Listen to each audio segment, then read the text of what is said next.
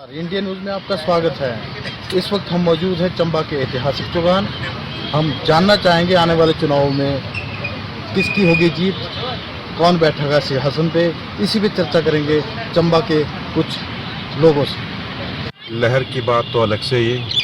लहर तो इस टाइम कांग्रेस की ही है, और जो बीजेपी ने जो इससे पूर्व में जो काम किए हैं उससे सारे लोग परेशान हैं। जो उन्होंने धर्म के नाम पर राजनीति करी, जाति के नाम पर राजनीति करी, इससे सभी लोग परेशान हैं। विकास के नाम पर बीजेपी ने कोई आज तक ऐसा काम नहीं किया जो विकास के नाम पर वोट मांगे, मगर कांग्रेस का जो है वो विकास के नाम पर ही कर रही है, प्रचार भी कर रही है और विकास उन्होंने किया भी इससे पूर्व भी।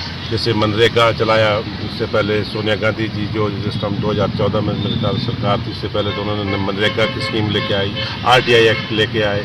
मगर जब से बीजेपी आई, सरकार आई है, 10 साल हो गए। 10 साल में उन्होंने बस ये KYC कराओ, हर लोगों को परेशान किया। नोटबंदी जिससे कि कितने के कारोबार बंद हो गए, कितने लोग मर गए इसमें। ऐसे ऐसे कार्य किए जो कि आम पब्लिक के लिए बहुत ही मतलब निराशाजनक कार्य किए, जिससे काफ़ी लोग निराश भी हैं।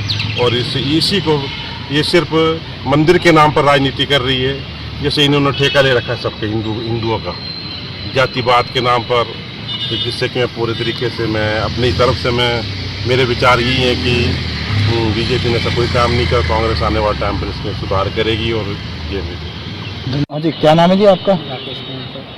क्या लग रहा है जो आने वाले चुनाव हैं, कैसे लग रहे हैं आपको, किसकी लहर है? सर इस बार तो लहर कांग्रेस की लहर चल रही है, क्योंकि युवा परेशान है, बेरोजगारी के कारण युवा बहुत परेशान है, महंगाई भी बहुत है। और जो भी ये वर्तमान जो सरकार चल रही है, इन्होंने एक ही मुद्दा बनाया, हिंदू और मुस्लिम, बाकी और कुछ नहीं चला रहे हैं। जैसे कि महंगाई का मुद्दा सालों से पहले सिलेंडर था मनमोहन की सरकार में, और जो भी हमारी सोनिया गांधी के समय में जो भी सिलेंडर था वो था 450 का था, आज से वो सिलेंडर 1200 का हो गया है।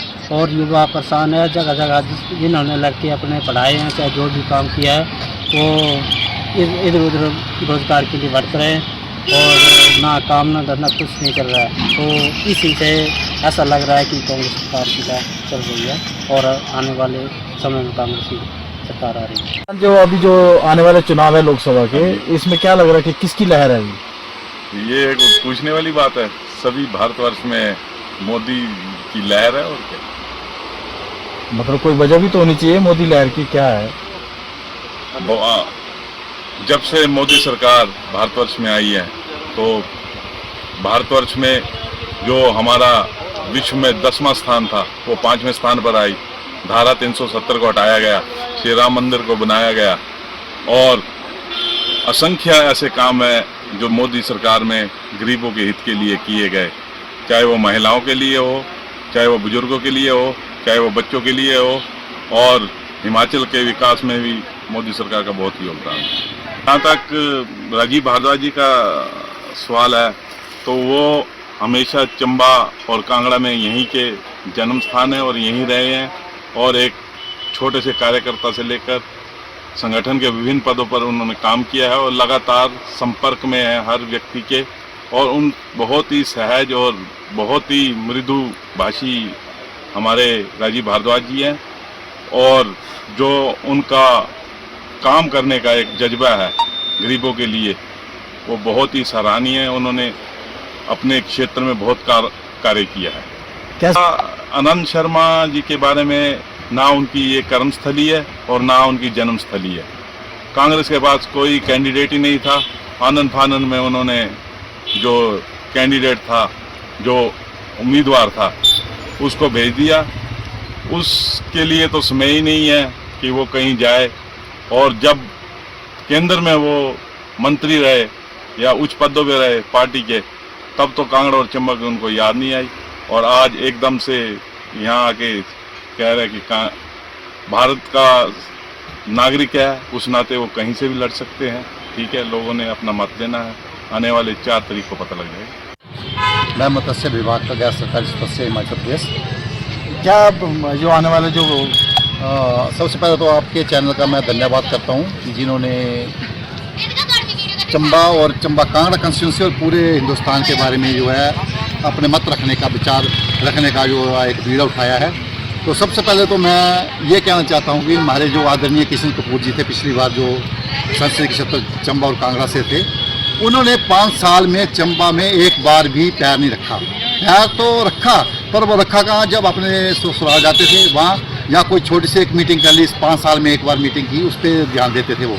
आज ये कहते हैं कि आनंद शर्मा जी जो है बाढ़ के रहने वाले हैं, ये हिमाचल के रहने वाले नहीं है, पर इनको ये पता नहीं है कि आनंद शर्मा जी जो हैं हिमाचल के रहने वाले हैं, वो शिमला से बिलोंग करते हैं और आज जो है इतने बड़े उच्च पद पर बैठे हुए हैं वो। तो इसका मतलब उनमें कोई काबिलियत है, उसको देखते हुए लोगों का रुझान जो है आनंद शर्मा की तरफ ज़्यादा है। भाजपा वाले तो अब ये मुद्दा बना रहे हैं कि क्या किया क्या नहीं किया। आप देखो कि बेरोजगारी कहाँ तक पहुँच गई है, बेरोजगारी, महंगाई, जो सिलेंडर 400 का मिलता था अब 1000 का मिल रहा है। जो जिन लड़कों को रोजगार मिलता था, बेचारों का घर चलता था, किसी भी तरीके से उनकी जो जॉब मिलती थी, आज हिंदुस्तान में 2 करोड़ की तो बात कहीं, अब किसी को जॉब नहीं मिल रहा है। हमारे माननीय मुख्यमंत्री श्री सुखविंदर सिंह सुक्खू जी ने जो इंटरव्यू के लिए बोला था कि मैं 30,000 नौकरी दूंगा, वो उसकी प्रक्रिया चालू है। आचार संहिता लगने के बाद लगी थी तो उस वक्त ये बंद करना पड़ा, क्योंकि आचार संहिता में इसका उल्लंघन नहीं कर सकते हैं, तो उसके बाद फिर प्रक्रिया स्टार्ट हो जाएगी। मेन मुद्दा जो चंबा का है, चंबा का जो टनल का मेन मुद्दा है, जो माननीय सुखविंदर सिंह सुक्खू जी ने 5 करोड़ रुपये दे दिया उसकी DPR के लिए, और आज वो मुद्दा लेकर भाजपा जगह जगह बता रही है कि हम टनल करते थे। 15 साल तक इनका जो है कैंडिडेट यहाँ से चंबा से जीतता रहा, 15 साल इनको टनल का याद नहीं आई। आज वो टनल के मुद्दे पर जो है वोट मांग रही है लोगों से। तो हमारा तो ये है कि हमारा प्रत्याशी स्ट्रॉन्ग है और हमारे विधायक जी नीरज नैयर जी और जगह जगह जाके अपने प्रत्याशी के प्रचार कर रहे हैं। आज भी वो कहीं देख लो, किसी पंचायत में पहुंचे होंगे, वहाँ पे उनका प्रचार कर रहे हैं।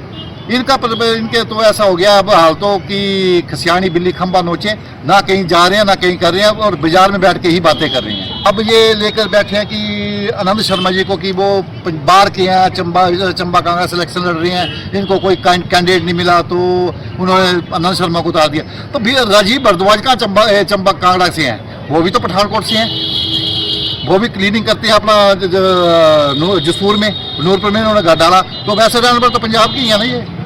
तो मोदी जी भी तो कहाँ गुजरात है और कहाँ वाराणसी है, वहाँ से चुनाव लड़ रहे हैं। ये हिंदुस्तान का कहीं भी नागरिक है, वो कहीं से भी चुनाव लड़ सकता है। इसमें देश विदेश की बात नहीं है, ये तो तोड़ने वाली बात करते हैं, जोड़ने वाली बात नहीं करते।